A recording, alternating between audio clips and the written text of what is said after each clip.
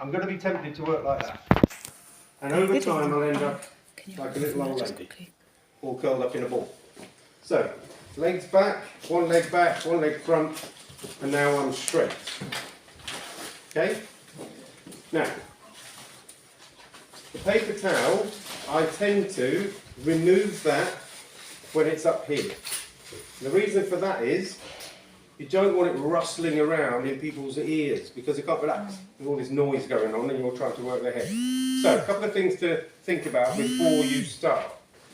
Make sure your client's head isn't in the hole, because if it's in the hole, you can't then use the hole to get access to the neck.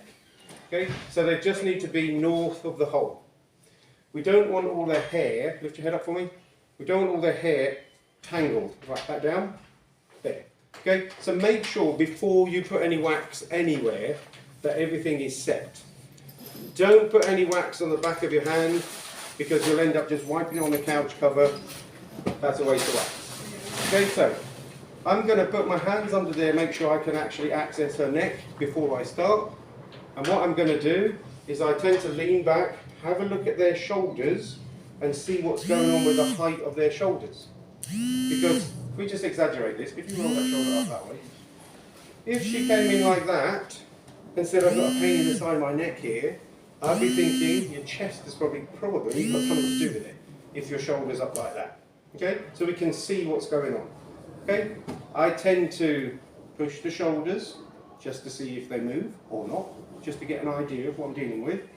Okay, I tend to put my hands underneath the neck and then just using my pads of my fingers, soft pressure working up towards me, just to make sure that there's nothing in there that is going to be so painful that it's going to make her flinch, because it might need a referral. It might be cervical vertebrae that needs to be relocated. Okay, so I'm just working my fingers across the neck. I don't mind if it's tight, that's why she's here. But if there's anything in there that's sharp and really painful, then that might need someone else to look at it. Okay, so check everything's in place first. Check the neck, check the shoulder movement, have a look at the shoulders, make sure you can actually access the neck, and make sure the paper's gone and you're in the right position. Okay? Before you're tempted to smother yourself in wax and then dive in. Right.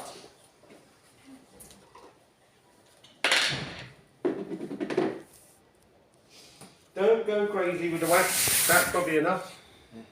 Who's videoing? That's probably enough. Okay, don't bother to put it on the back of your hands because you're just going to waste it.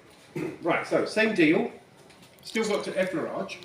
Still got to warm. So I'm doing alternating soft hand through there. Be mindful of your thumb. Don't press into your client's neck. Okay, so pull, pull, pull, warming, effleurage.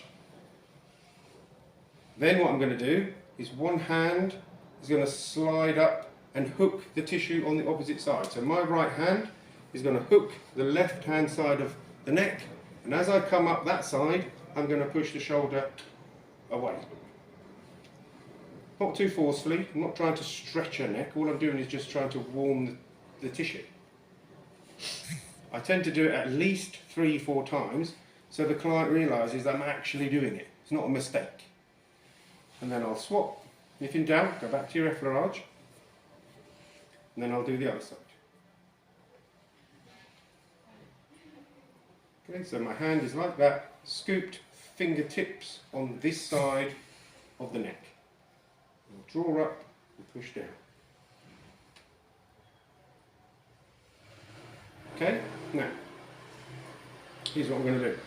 I'm going to ask the client to turn their head to the right. I put my hand on the left and just let them turn. Don't be tempted to put your hands on your client's face or turn their head for them. Because if you inadvertently crack their neck, some people are going to freak out. They say, you're not an osteopath, what are you doing? I didn't want you to do that, blah, blah, blah. The whole conversation and the atmosphere has gone weird. Okay? So, just put your hand on their neck and just say, turn to the right for me, or the left. And then just allow them to do it. Okay? It won't go as far as it will go, but that's not the point. We just want to get it that way. Now, here's what I'm going to do. Soft fist, forearm, on the couch. and it's going to glide down. So all I'm doing is that. From the occipital ridge, forearm, on the couch, soft fist, down. When I've gone down, I just rotate my hand a little bit, and then I'm going to start knuckling up. So what I'm doing is that, up towards the ceiling, and the upper trap, supraspinatus, just happens to be in the way. Their body weight is going to help me with this. Now, right there, so what I'm using now is that. That knuckle, right under the scapular superior angle up there. So you can see what's happening. I'm pushing upwards like this, under there. Okay, so I'm knuckling, and every so often I'm just pushing up because there's a tight bit there. Okay, knuckle, knuckle, and then glide. Now when I glide, I don't want to do this because it will compromise my wrist, so my elbow is going to go out that way. And I'm using these sharps, which are going to go wedging up under the head. If I want more pressure here, instead of me trying to dig up into the client's head, be mindful of their face, reach across and push your shoulder down. So that will increase the pressure here just by pushing the shoulder away.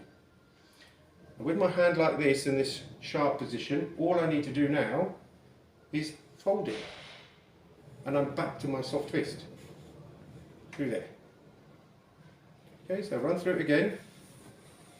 Soft fist, sorry, your hair's... soft fist, push down. Rotate your hand a little bit. Sharp knuckles to roll up. And then glide with your elbow going out, up, up, up, up, up, into the occipital ridge. Send them off to sleep. Push down if you want more pressure. Okay? In addition to that, this is the only place you've seen me use my thumb in the last 2 days. So the pad of my thumb into the scalenes. Okay, these are soft. There's a lot of nerves that go through there. The brachial plexus goes through there and innervates the muscles of the forearm and the hand. So these often get tight, especially the forward head position. And so we're working through the scalenes. No pressure on the way up, pressure on the way down. Do it progressively, bit by bit. You don't want to go in there all guns blazing, hit it too hard, and then they're not going to let you do it again. So start off bit by bit. I can use the back of my hand, I haven't put any wax on it because there's enough wax on the neck, to go through here and drag that fascial tissue down. Please don't ask me how far down to go, because I suggested to a student once that they try to climb through the hole themselves, with the whole body through there. Okay? They were like, really? I said, no, not really. Okay, so all you're trying to do is drag this tissue down. There's a good grip on it with the back of your hand.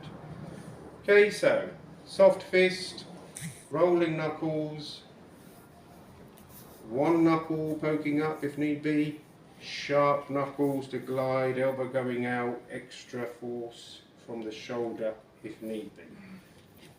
Thumb down the scalenes, back of the hand to drag the tissue. Okay, that's the neck. Now I'm going to show you how to work the chest. And we do it all in one hit. Keep your head there if you would. Right, I'm going to take this arm out. Okay, right.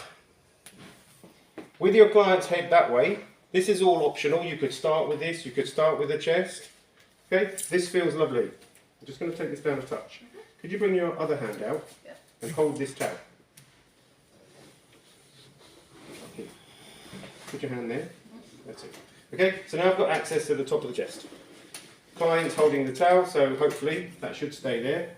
So, nice long stroke, and I'm going to alternate my hands. So I'm going to scoop under the neck, which feels nice, draw the tissue down, dragging the shoulder down towards me.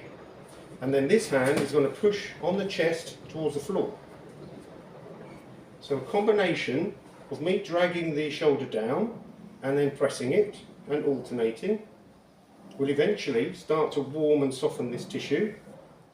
Lengthen the client's neck, pull the shoulder down, down, down. Healer hand into the top of the chest. Okay, so we're warming this tissue. Round, round, round. Then, we're going to take the arm. What's going to happen is I'm just going to use the healer hand effleurage to warm this tissue up. Now watch. The hand that's doing the effleurage is going to hold the client's elbow, rest that on the same side hip, and then move yourself round. So now we've put Heckmine up on stretch.